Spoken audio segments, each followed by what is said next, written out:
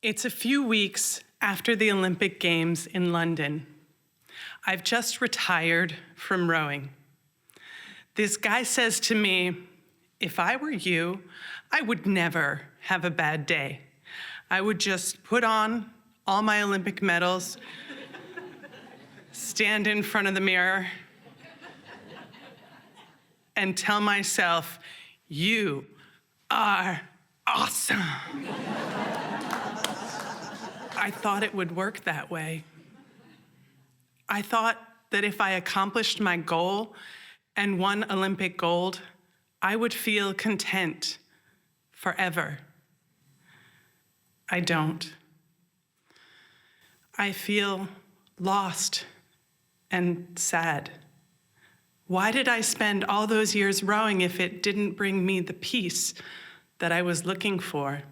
7 years later, I still don't have an answer.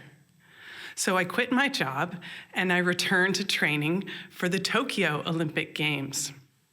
Not to win another medal, but to find whatever it is that I'm missing. I pack everything I own into my car and I drive the 5 hours down to the Olympic Training Center in New Jersey. As I drive, I imagine myself returning as the team matriarch. After all, I have more than 10 years of experience training at this level, and I'm 10 years older than most of the women in that training group. I arrive at the boathouse. There's a group of athletes standing waiting for the workout to start. I join the group. Nobody says hello. Nobody looks at me. I guess I have to prove myself before they'll accept me. Not even a week later, I'm exhausted. Am I too old for this? I'm 37. I can't train like I could when I was 22. Maybe I don't belong here anymore. Still, I'm getting faster, and as the months go by, it's looking like I might actually make the team. I don't feel a part of the team.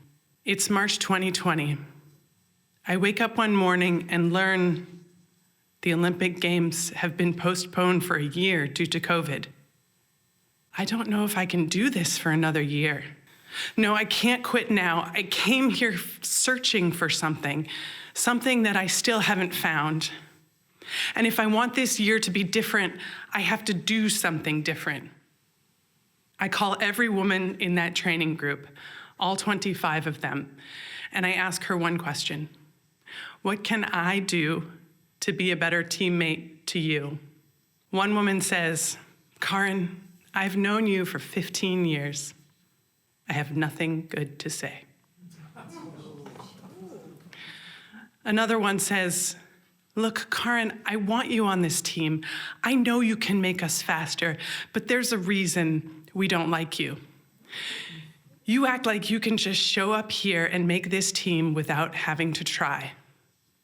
I want to argue with her to defend myself. I'm trying harder than I ever have before. Instead, I sit with it. My insecurity is coming across as arrogance, isn't it? I have to stop protecting myself and start letting people in. The next time I show up at the boathouse, I make a conscious effort to be vulnerable. I talk about how tired I am all the time and how I'm afraid I'm not going to make the team, that I'm not good enough anymore. The first time I say out loud, I don't know if I can keep up with the workout today. I feel exposed. And then, quietly, one of my teammates says, me too. I feel the space between us shrinking. Gradually, my other teammates start opening up too. They share their struggles with me and I'm able to help. I'm finally the leader and mentor that I wanted to be. But then I injure my shoulder. I can't row for 3 months. Every day I thrash myself on the exercise bike in the shadows at the back of the boat bay. As I do, I watch my teammates pick up their boats over their shoulders and walk out the bay door into the sunshine. I feel like I'm watching my last Olympic dream recede into the distance. Finally, Coach calls me into his office. I know what he's going to say. I'm sorry, I can't give you any more chances. You're going to have to go home. But he also says something that I don't expect. He says, you know, most of these women going to Tokyo don't yet know, they may never know, what it means to be an Olympian.